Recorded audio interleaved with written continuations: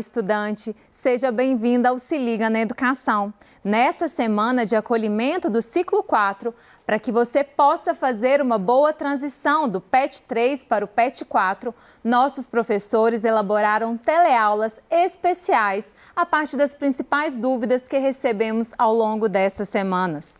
Juntos, vamos trabalhar os principais temas e conceitos tratados nas teleaulas, além de solucionar alguns exercícios do PET 3.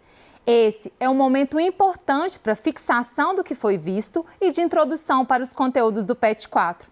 Agora, estamos com o professor Júlio Bastos, que vai responder as principais perguntas de física. Seja bem-vindo, professor. Sim. Nesta aula, vamos retomar o tema aprofundando as leis de Newton, que foi necessário para que você pudesse resolver os exercícios do PET 3. Não é isso, professor? Sim, Dani, sim, estudantes. Isso mesmo. Esta aula de hoje foi preparada especialmente para a gente poder aprofundar algumas ideias que já foram discutidas na aula que a gente teve das leis de Newton do ciclo 3. Aquela aula que a gente teve, ela pegou basicamente o conteúdo que estava na primeira, na segunda e na terceira semanas do PET volume 3. Essa aula eu peguei o conteúdo que está na semana 4, que tem algumas situações que a gente precisa aprofundar para aplicar as leis de Newton aos exercícios, ok? Então, vamos começar. A gente, quando fala de aplicações para as leis de Newton, existem diversas, mas aqui eu quero falar de 3 em especial hoje. Eu quero falar sobre elevadores, sobre roldanas ou polias e rampas ou planos inclinados. Esses dispositivos, eles também são conhecidos na física como máquinas simples. Por que recebem esse nome de máquina simples?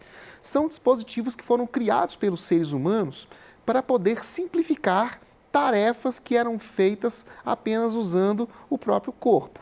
Então, a gente vai ver algumas coisas aqui na aula de hoje de instrumentos ou de recursos que são utilizados desde milhares de anos atrás, desde a época dos egípcios e de outras civilizações mais antigas, ok? Então, vou começar falando aqui sobre elevadores. Embora o equipamento em si seja uma coisa relativamente nova, o conceito não é. O conceito de elevador é bem antigo, que seria sustentar objetos que estavam em um nível mais baixo, levá-lo para um nível mais alto.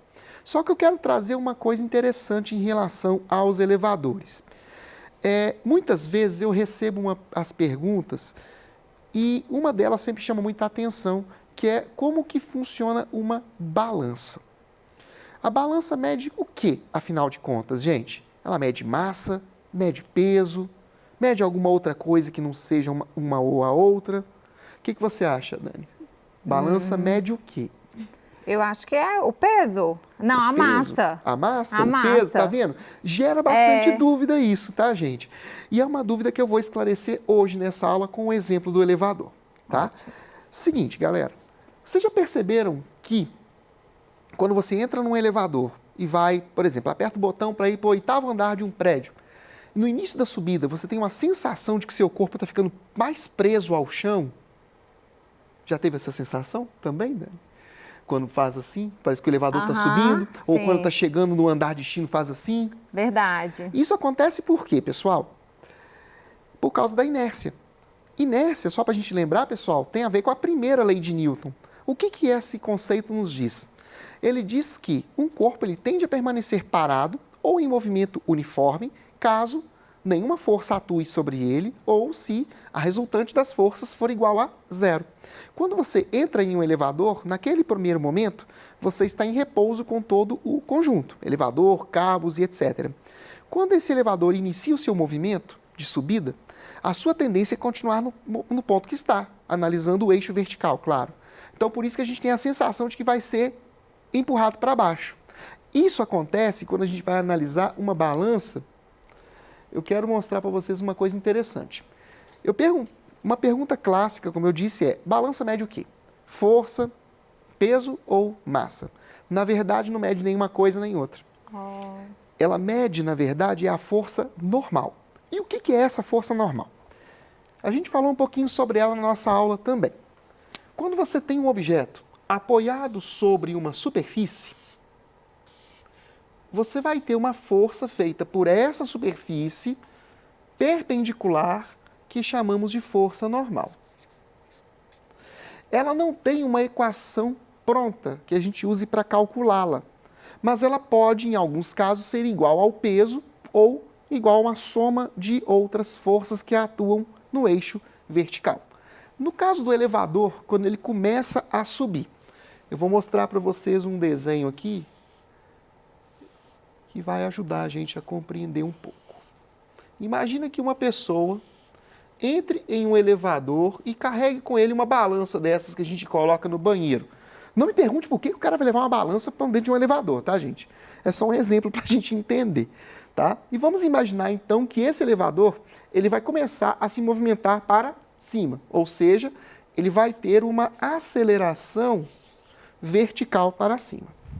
Nesse caso, quais as forças que estão atuando sobre esse rapaz que está sobre a balança? Nós temos duas. Nós temos a força peso e nós temos a força normal aqui, ok? Só que, pelo fato de nós termos uma aceleração apontando para cima, significa que haverá uma força resultante diferente de zero. Aí já estou falando da segunda lei de Newton, ó. Segunda lei de Newton, que a gente também conversou na nossa outra aula, ela diz o quê? Que quando a força resultante é diferente de zero, nós temos uma aceleração. E esse vetor aceleração e o vetor força apontam na mesma direção e sentido. Então, o que vai acontecer aqui? Se a gente for escrever a segunda lei de Newton, força resultante vai ser massa vezes aceleração. Só que eu vou mudar aqui um pouco. Eu vou pensar no seguinte, eu tenho apenas duas forças atuando aqui, que é normal e peso.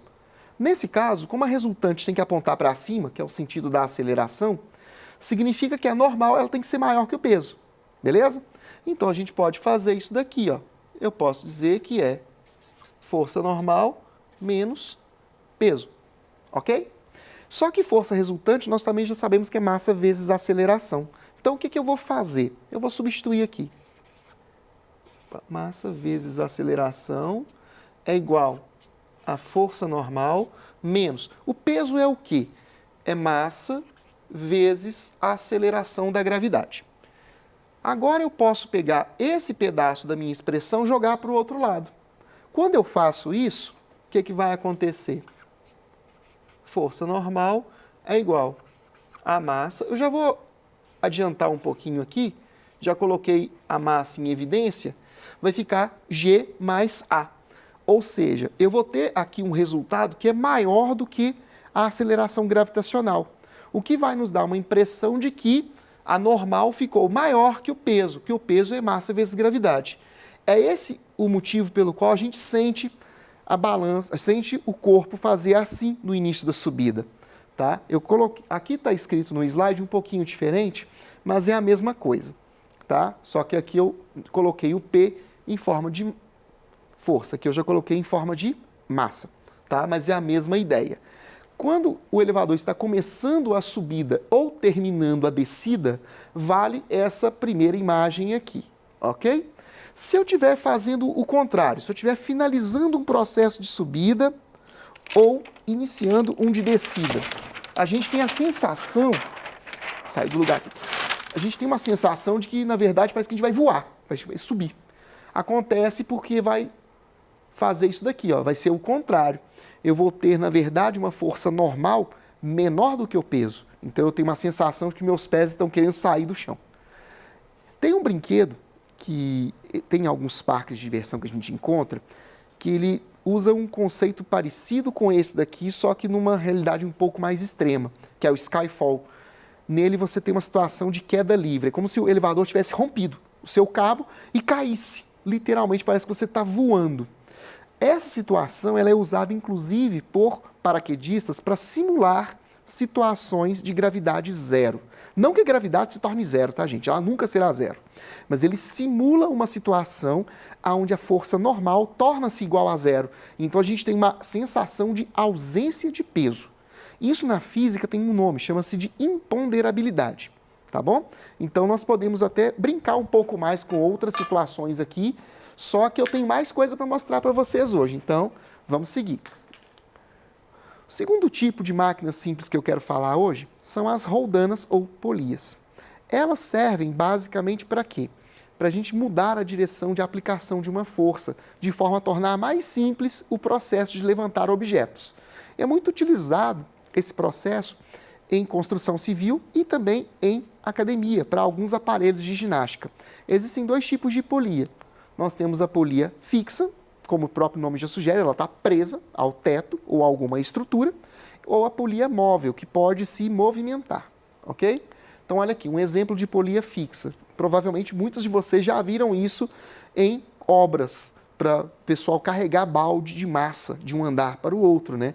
Você põe uma corda aqui, a pessoa vai puxar a corda, é muito mais fácil puxar uma corda para baixo do que puxar uma corda para cima.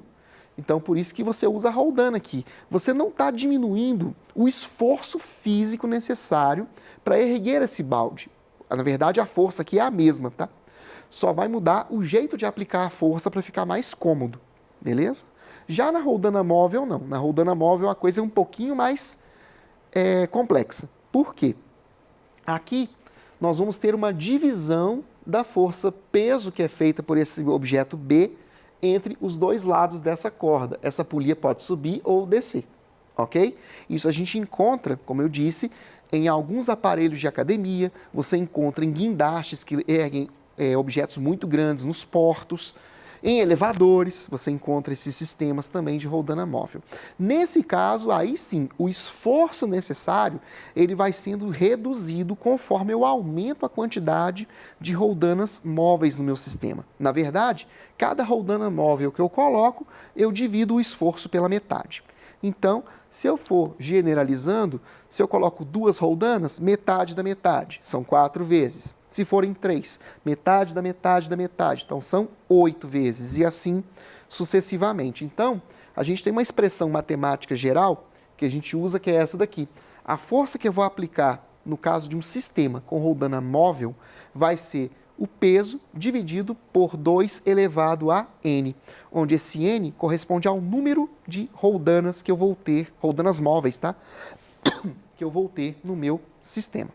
Tá? Tem uma experiência muito legal que vocês podem reproduzir na casa de vocês, que é o seguinte, vocês podem fazer assim, peguem duas vassouras, ou um vassoura e rodo, e uma corda. Vocês vão fazer o seguinte, vocês vão pegar essa corda, eu vou desenhar para vocês entenderem aqui como é que é. Eu vou fazer o desenho como se fosse visto de cima, tá? Você pega lá, por exemplo, 2 cabos de vassoura ou 2 rodos, dois pedaços de madeira, né?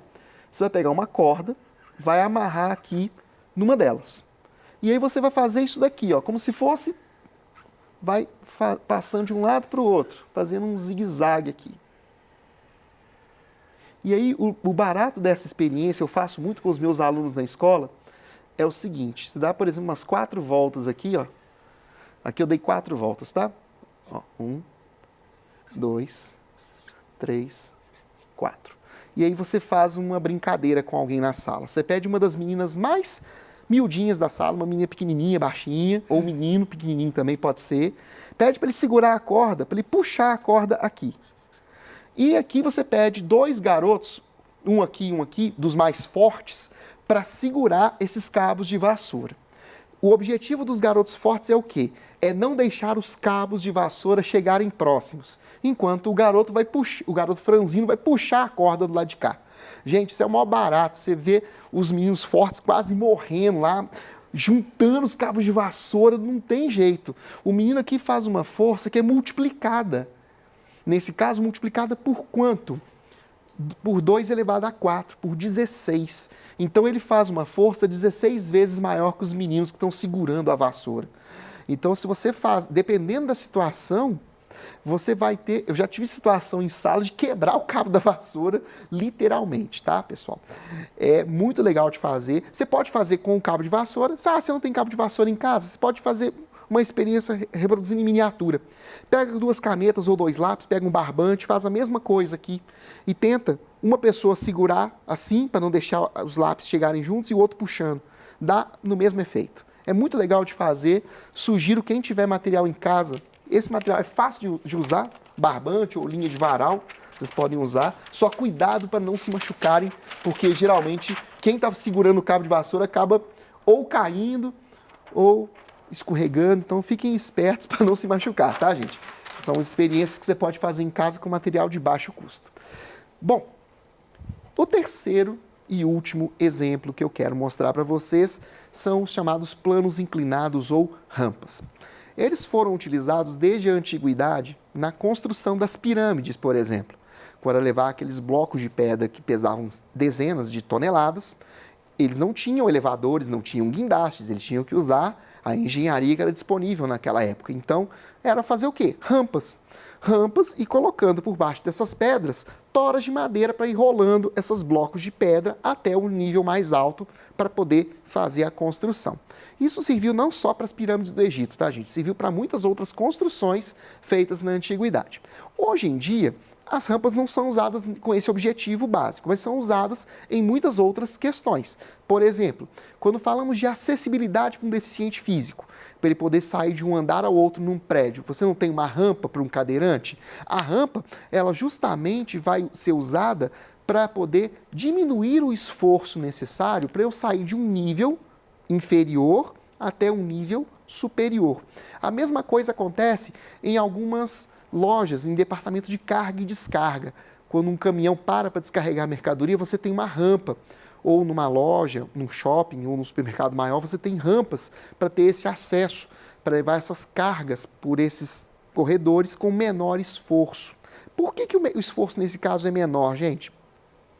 Ele é menor porque, na verdade, o esforço que eu vou ter que fazer aqui, ele vai ser apenas uma fração do peso desse objeto. Lembrando que o peso é massa vezes a aceleração da gravidade. Massa não é igual a peso, tá, gente? Muito cuidado, eu falei sobre isso também na nossa outra aula. Beleza? O que acontece aqui, gente? No caso de um plano inclinado, a gente, quando vai estudá-lo, a gente precisa ter um pouco de conhecimento da trigonometria do triângulo retângulo. Basicamente, saber o que é seno e o que é cosseno de um ângulo, tá? Então, eu coloquei aqui um triângulo retângulo para a gente poder ver como é que funciona. Eu tenho aqui a hipotenusa, que é o lado maior do meu triângulo, e tenho os outros dois lados, que são os catetos. Como que eu vou identificar quem é seno, quem é cosseno? Eu primeiro preciso saber quem é cateto oposto e cateto adjacente, né? Cateto oposto, o próprio nome sugere, é o lado que está do lado contrário ao ângulo que eu estou medindo. Então, se eu estou falando do ângulo alfa aqui, ó, o cateto oposto é o lado B do meu triângulo. Já o cateto adjacente é o lado que ajuda a formar o ângulo junto com a hipotenusa. Nesse caso, é o lado A, ok? Então, lembrando dessas regrinhas de trigonometria, que vocês já devem ter visto nas aulas de matemática, ou vão ver em breve, vocês não vão ter problema, tá? Aplicando essas ideias lá naquele problema do triângulo, voltando aqui 2 slides, eu consigo descobrir quanto vale Px e quanto vale Py, que são as partes da força-peso. No caso, Px vale P vezes seno do ângulo e no caso, Py vale P vezes... Aqui está cosseno, a gente está errado aqui, é cosseno, tá? É cosseno do ângulo, ok? Bom, e aí o que vai acontecer? Dependendo da situação que você tem no exercício, você vai ter que igualar essas forças dos eixos x e y com ou deixando igual, ou colocando igual a massa vezes aceleração. Aí vai depender muito do problema que você estiver estudando. E também vai depender, obviamente, se vai ter ou não vai ter atrito. Eu coloquei aqui as equações só para vocês verem quando a situação não envolve, envolve ou não envolve o atrito, mas com movimento uniforme, tá? Então, quando for um movimento uniforme no eixo x, sem atrito vai ficar desse jeito. Com atrito vai ficar assim. Se for o eixo Y não tem problema, ele sempre vai permanecer igual, tá? Isso vai ser importante, como eu disse para vocês, na resolução dos exercícios do PET 4. Ok, gente? Bom, eu vou finalizar minha aula aqui, porque o nosso tempo também já está acabando. Eu quero agradecer muito a presença de vocês aí do outro lado da telinha, assistindo a nossa aula, tá? Dúvidas que vocês tiverem, mandem as perguntas para a gente e nós estamos aqui para ajudá-los. E qualquer coisa, bons estudos para vocês. Até a próxima!